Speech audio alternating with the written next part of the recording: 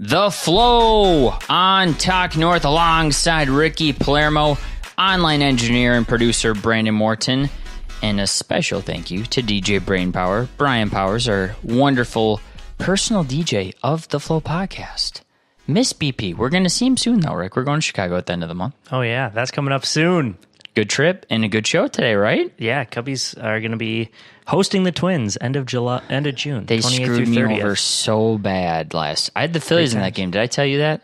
I had the Cubs last night? I had the Phillies, yeah. Yes. Sorry. Well, it's just Jason Hayward, Grand Slam, if you haven't heard yet. But today on the show, episode 10. 10 straight weeks of this. Can you believe that? Bang. We're going to start off with Millennial Problems. We didn't have one last week. We kind of not really subbed that in with our Bumble Problems. Then we're going to have a Mike Trout comparison. The Angels are in town for the weekend facing the Twins, so let's talk about possibly the greatest player in the game right now. Then we'll go up with sports. We got a lot of sports to talk about this week. Zappa has a 2028 this week, which we haven't revisited in a while. And then we'll finish with one thought. So without further ado, Alex, what is your millennial problem? So I got heavily triggered last night in so watching the NBA Finals and the Stanley Cup Finals, long commercial breaks, real long, like 3.5 minutes. Yeah, those are good sells. Because it's usually 2.5 minutes during the regular season. We're TV people, we know this.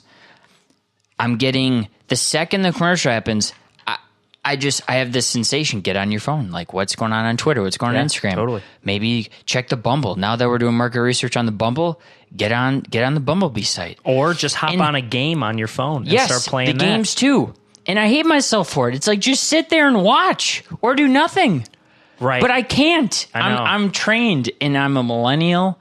And it's just bad. I totally get where you're coming from. I was doing that too last night in the game. You know, it got to a point where I knew the Cavs were going to lose because Cavs came back, but Golden State got up to like an 8-point lead or something late in the third, 9-point lead, and then all of a sudden it's like a replay's going on, and I'm back on my phone, and I'm like, what am I doing?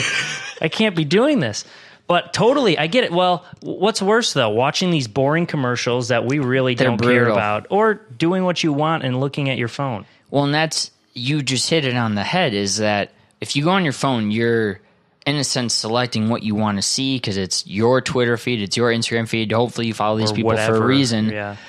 I was just very upset with myself that I was so conditioned to do it. Mm-hmm. And I know my parents weren't like that. My grandparents weren't like that. My great-grandma Minnie was just probably cooking something in between commercials. She wasn't checking her phone. She didn't have TV, probably. I felt ashamed. Great-grandma. I felt ashamed of myself. She's probably smoking darts, too. Now we're too healthy to do that anymore. Not with the Dale plan. So the world's going down. Yeah, we'll get to the Dale plan later. I'm excited about that. Talking about our health, coming up. So, the nuts and bolts of the segment, Millennial Problems, this is, in and of itself, a millennial problem. Commercial breaks were awful. And I just... Yeah. I'm disappointed in myself, and I've failed myself, and I'm just trying to get better. That's tough. I find myself thinking the same thing, too. Like, what am I doing? Exactly. Do I really need to be Nothing has changed on something? And, again, addicted to my phone, playing this game 10-10, which is basically Tetris, but without, the speed of you choose what's going on. But, yeah,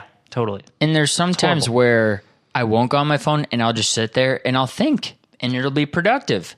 But I don't do it all the time, and I should. But at the same time, I feel almost weird now. Well, it's just thinking to myself. It's the constant stimulation that we need to have now. Yeah, and that's what's with TV and the phones, and I don't know. And that's why I think with commercials, they're trying to intertwine commercials with the broadcast. So instead of going to the commercial, they'll 2-box it. And then, you'll still see the players running in and out of the field, and then the commercials going on. That's been a new thing. It's like... So it's like, are you going to pay more attention now, or because there's also stuff going on?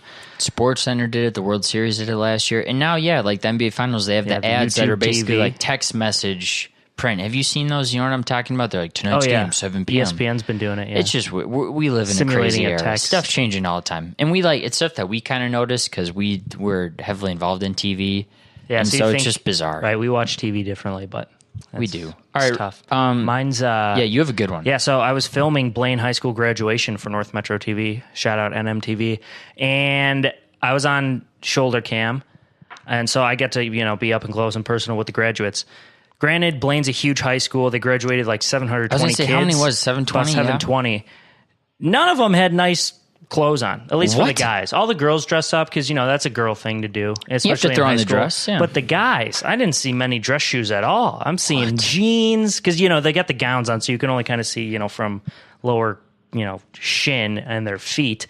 I did see a nice pair of Jordans, the Retro 11s, all red, pretty sweet. But outside of that guy, man, just a lot of sneakers. I don't know about you, Alex. I went to private grade school in Chicago. Everyone wore a suit at graduation or dressed up fancy. I don't know if that's different because I went to a Catholic school or whatever, or maybe because that was 6 years ago. Mm-hmm. I was just appalled by how no one was dressed up at graduation. Yeah, I mean, public versus private, it's different. I went to Holy Angels in Ridgefield, private grade school. Love Holy Angels. Can't dish them whatsoever. It's disappointing though. That's do you put the blame on the parents or the kids, or are we being a-holes saying you gotta dress nice for graduation? In my mind, Brandon, third person opinion, should you ought to wear dress pants and dress shoes for graduation? I think you should. Yeah, Brandon supports. I agree. A nice attire. If you're not going to put on dress shoes and dress pants for you finishing 4 years of academia, what the blank are you going to do it for? I don't know. Well, that was just my observation. I'm like, man, what is going on here in 2018? And nobody's dressed up. I mean, obviously, again, there was a handful. And a handful in 720 is probably 100, 200 kids. But still, a lot of jeans, a lot of Converse All-Stars, a lot of Chucks. Now, this is my collegiate brain thinking. I wonder if it's, and I'm not trying to put down mess on Blaine. We love Blaine, we cover Blaine. Is it kids. A demographic thing? Is it just a is it just a public school thing? Is it so I don't know. There's some layers to this. This is like an onion, like in Shrek. There's layers, and we could dig deep. But don't on need the surface, to do, I'm pretty riled about this. We don't need to do market research on high school graduations. No, that's that'd be very taken tough. it too far. However, did have my mind was racing a little bit while I was on filming. So yeah. Okay, that's Millennial Problems. In high school graduation, just a really you get triggered from that too. It just kind of brings back some memories, I'm sure, from your time at St. Joe's in Chicago. Yeah. Again, for listeners that don't know, Shout Rick out Chargers. He's currently wearing his Chicago Bears socks. He's wearing Chicago Bears socks. Yeah, go Bears. All right, time for sports. So we were looking over some numbers. So Rick is doing some good stuff for Fox. And the Angels are in town. Ricky was doing some deep dives. And we were just looking at Mike Trout, and we were basically thinking how Clayton Kershaw, by watching baseball tonight and just knowing baseball, he's essentially the best pitcher ever to this point in anybody's career. The stats just show, it's just a fact. Right, with ERA and WHIP and wins and all that, yeah. Yes, regular season at least. I know people can criticize him for his postseason stuff. We'll leave that to the side. Right. So then we were thinking, is Mike Trout the best player of all time? And we thought, well, let's compare him to maybe arguably and probably the best hitter of all time, Barry Bonds, and it was interesting. Yeah. Well, and we both agreed that Barry Bonds is probably the best hitter of all time, right? If you throw out all the steroid use and all that, the dark cloud behind, when you just look at the numbers and pure facts and what Barry Bonds did, it's unbelievable. Yeah. And he only got better with age. But so Mike Trout through today here on Thursday, June 7th, 2018. He's played in 988 games. We got the numbers. So we looked at Barry Bonds through Facts his first 988 games. And Alex, Mike Trout dominates pretty much every category. He beats every except for steals. So so as Rick said, 988 games. Runs, Trout 744, Bonds 656, almost a Benjamin Moore. Incredible. Home runs, Mike Trout is beating the home run. He has 50 more bombs, 220 to 170. Mm-hmm. I can't believe that. That is crazy. That's staggering. RBIs, Trout winning 608 to 539. Average 306 so far through 988 games for Trout. 272. Yeah, for Bonds. For Barry Bicep Bonds. Going next, steals. Now this is going to surprise some people. Trout's had, I believe, a 49 steal season. Bonds had a 52 steal season. Bonds beats him in stolen bases 245 to 178 in favor of Barry. And then finally, for on base percentage, Mike Trout, so far his career on base percentage, ladies and gentlemen, 412. Barry Bonds 378.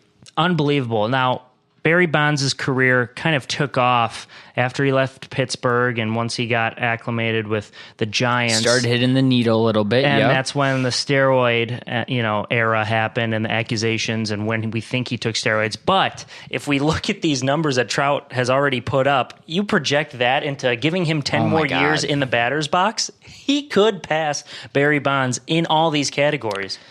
And because we were looking at it, so how we got to the Barry Bonds comp is we were basically thinking, who does everything that Mike Trout has done? And the only five-tool player. Because you have to have the steals, you have to have the power, you have to have the average, you have to have the RBIs. And the only guy we could think of is Barry Bonds, because Barry ran early in his career. The thing with Barry is he had the best 30 through 40-year-old seasons of all time, bar none. At 39, I believe that's when he hit his 73 home run season, which is two good home run seasons in and of itself. 40 home runs plus 33, that equals 73. You could have those two separate seasons. You'd be like, okay, this is legit. Yeah, and Bonds won 4 MVPs at age 36 through age 40. And through 988 games, they're both tied at 2 MVPs, I believe. And Trout, which is interesting. Won his rookie year, he should have 4. But Miguel Cabrera won the Triple Crown that year in 2012. So Trout could have 3 MVPs right now. Instead, he's got Rookie of the Year and 2 MVPs. And he's on pace for his 3rd. Like we predicted on the first episode of The Flow, in the even years, Mike Trout gets MVPs because he won it in 14 and 16. It's actually stupid that Mike Trout was second in MVP voting as a rookie, as a 20-year-old in the league. But back to how we got to Barry Bonds. So we're thinking, all right, well, there's only 4 players in the 40-40 club: Alfonso Soriano, Jose Canseco, A-Rod, and Barry Bonds. So those are 4 of the best players. Alfonso Soriano had an outlier season in 2006 with the Nationals. But he was good. Ken Griffey Jr., we thought, also could be a comparison to Mike Trout just because the didn't hold the up, prolific though. home runs. But, doesn't have the Not steals, steals, didn't have the average, struck out a lot. This is good. So, we looked at Mickey. Yeah, Mickey Mantle. Similar. But we felt like the arrow was too far away. And frankly, Trout was just better, too. Not by a huge sum, but he just was. So, we think Trout's on pace to be the best player of all time. Yeah, and again, I don't think he's going to steal as many bags. But again, I don't have the baseball reference in front of me, but I think maybe in like 14 and 15, he only stole like 15 bases. But the next year, bounced back and had like 30. So with Trout, he really adjusts his game. Whatever he doesn't maybe do in spectacular fashion the season before, he's able to the next season put his best foot forward and just do it. Yeah, so his rookie year, he stole 49. That was his highest steals. Oh my God. Yeah, crazy. And then he stole 30 in 2016. He's at 13 right now. And so now for me, like, and this lends itself, we're going to talk about NBA next. I just get chills watching LeBron now because I know that I don't know how many more games or how many more seasons he's going to be playing like this, but I know I'm just watching one of the greats. Watch Mike Trout. He is that guy. He is our generation's Lou Gehrig, Mantle, Ted Williams, Bonds, Clemens, guys Ken in that Griffey class. Even, because must-see TV. Amazing. Yeah, Mark McGwire. But, so please watch. He's clean. A good kid. He's 25. I read a great article that I think it was Dave Schofield for ESPN about Ohtani. He's 27. I'm sorry. The reason he basically went to the Angels because he wanted to play with the best player in the game, and that's Mike Trout. Yeah. Mike Trout called him. They had a great conversation. He went, and he's a great leader. He goes, "Oh, it's showtime!" every time he pitches. Whenever he comes on the bus, he yells that. So some good insider stuff. So just appreciate Mike Trout. He's one of the best. NBA. So we've watched all these games almost together, Rick. So we're taping this, forgot to say this, Thursday, another Thursday, 5:48 p.m. now. Great. Just got done golfing. Fired off a 79. Pretty pumped about that. Solid score. Had to fit that in. If you want me to be on your weekend best ball team, just let me know. It's Zappa Time 2. That's the Twitter. Zappa Time alone for the Instagram. Needmo Pimo for Ricky Palermo. Again, Needmo Pimo. NBA. Man, Cleveland's down 3-0. You just had the feeling that they needed to win Game 1, and if they didn't, it was going downhill. It has gone that way. The storylines, LeBron Game 1, 51, 8-8. Game 2, Steph Curry has a finals record, 9 3-point makes. He had a 33, 7 rebounds, 8 assists line. Good to see him getting